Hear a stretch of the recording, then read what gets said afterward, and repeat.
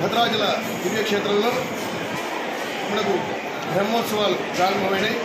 మన క్రోధినామ సంవత్సర ఉగాది నాడు నుంచి 15 రోజుల పాటు వసంత పక్ష త్రికళ్యాణ బ్రహ్మోత్సవాలు అంటారు వీటిని. ఈ యొక్క వసంత పక్ష త్రికళ్యాణ బ్రహ్మోత్సవాల్లో 9వ తారీఖు నాడు మనకు అంకురార్పణ కార్యక్రమం జరిగింది. నిన్న రోజున మనం గరుడపట లేఖనం చేసుకొని టీఆర్ మఠం నుంచి ఆ యొక్క గరుడపటాన్ని తీసుకొని వచ్చి మూలవర్ల దగ్గర నుంచి తర్వాత యాగశాల నుంచి యాగశాలలో రాత్రి యొక్క గరుడ అధివాసాలన్నీ కూడా పూర్తి చేసుకొని ఈనాడు అనగా 16వ తారీఖు నాడు ఈనాడు ధ్వజారోహణ అనే కార్యక్రమం ఇంకా కాసేపట్లో ప్రారంభమవుతుంది. ఆ యొక్క గరుడ భగవాను ఆ యొక్క ధ్వజం ద్వారా ఎగరేసి యొక్క జరిగేటువంటి బ్రహ్మోత్సవాలకి ముక్కోటి దేవతలందరూ కూడా ఆహ్వానం చేయడం కోసం యొక్క గరుడపటాన్ని ఆ యొక్క గరుడపడం అయిన తర్వాత ఉండేటువంటి మహిళలందరికీ కూడా గరుడ ప్రసాదాన్ని అంటే వారికి సత్సంతానం లభించాలని చెప్పేసి గరుడ ప్రసాదం తీసుకోవడం వల్ల సత్సంతానం లభిస్తుందని ఉద్దేశంతో ఎంతోమంది మహిళలు ఇక్కడికి వచ్చి గరుడ ప్రసాదం వేస్తున్నారు. వారందరికీ కూడా ఇప్పుడు ఈ యొక్క ధ్వజారోహణ పూర్తయిన తర్వాత గరుడ ప్రసాదం ఇస్తారు. ఆ యొక్క ప్రసాదాన్ని వారంతా కూడా తీసుకొని వచ్చే సంవత్సరం కల్లా సత్సంతానం లభించి వారంతా కూడా మళ్ళీ రామదర్శనానికి రావాలని కోరుకుంటూ అలాగే రేపటి రోజున ఎదుర్కోలు కార్యక్రమం ఉంటుంది. కళ్యాణ మండపం వద్ద మిథిలా ద్వారం వద్ద సీతామహాలక్ష్మి, వైకుంఠ ద్వారంలో లక్ష్మణ సమేతమైన రామచంద్ర స్వామి గారు ఉంటారు. ఇరుపక్షాల్లో ఎదుర్కోలు యొక్క కార్యక్రమం వైభవపేతంగా జరుగుతుంది. తర్వాత స్వామివారు తిరిగి సేవ చేసుకొని వస్తారు. తర్వాత ఎల్లుండి ఉదయం మనకు 8 గంటలకు స్వామివారి యొక్క గృహమూర్తుల కళ్యాణ మహోత్సవం ఉంటుంది. అది ఆంతరికంగా జరుగుతుంది. అది ఎక్కడికి కూడా ప్రవేశం ఉండదు. తర్వాత 10 గంటలకు కళ్యాణ మండపంలో అంగరంగ వైభవంగా ఈ యొక్క కళ్యాణ మహోత్సవం ప్రారంభమవుతుంది. ఈ యొక్క మహోత్సవాల్లో భక్తులంతా కూడా పాల్గొని స్వామివారికి కళ్యాణ మహోత్సవాన్ని నిర్మించవలసిందిగా కోరుతున్నాం. రాలేని వారంతా కూడా మనం ఇక్కడికే రాలేదని బాధపడాల్సిన అవసరం లేదు.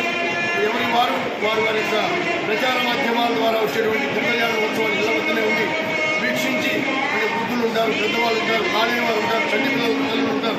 వీళ్ళంతా రాలేరు కాబట్టి రాలేని వారంతా కూడా బాధపడాల్సిన అవసరం లేదు. మనం ఇంటి వద్ద కూర్చొని రామనామస్మరణ చేస్తూ రామకోటి చేస్తూ ఆ కళ్యాణాన్ని కలిగించిన భద్రాచల క్షేత్రంలో ఉన్నటువంటి ఫలితం దక్కుతుంది. కాబట్టి మీరంతా కూడా మీ ఇళ్ల వద్ద ఉండి కూడా ఈ యొక్క కళ్యాణానికి జరిగవలసింది కోరుతున్నాను. తెల్లారి 18వ తారీఖు నాడు పట్టాభిషేకం రాముడికి మాత్రమే ఉన్నటువంటి ఏకైక ఉత్సవం పట్టాభిషేకం. అలాంటి పట్టాభిషేకాలు కూడా అందరూ కూడా జరిగించవలసిందిగా కోరుతున్నాం. ప్రతి పునర్వసు నుంచి పునర్వసు వరకు కూడా రామాయణ పారాయణ జరిగి పుష్యమి నాడు రాముడికి పట్టాభిషేకం జరుగుతుంది. అలాంటి పట్టాభిషేకం 18వ తారీఖు జరుగుతుంది కాబట్టి దాన్ని కూడా వీక్షించవలసిందిగా కోరుతున్నాం. అదే రోజు సాయంకాలం మనకు రథోత్సవ కార్యక్రమం ఉంటుంది. తెల్లారి వేదాశీర్వచనం, దోపోత్సవం, తెప్పోత్సవం, నెక్స్ట్ ఉంగిలోత్సవం, వసంతోత్సవం, అలాగే 23వ తారీఖు నాడు మనకు చక్రస్థానం అని చెప్పి గోదావరి నదీ తీర్థంలో చక్రస్థాన కార్యక్రమం ఉంటుంది.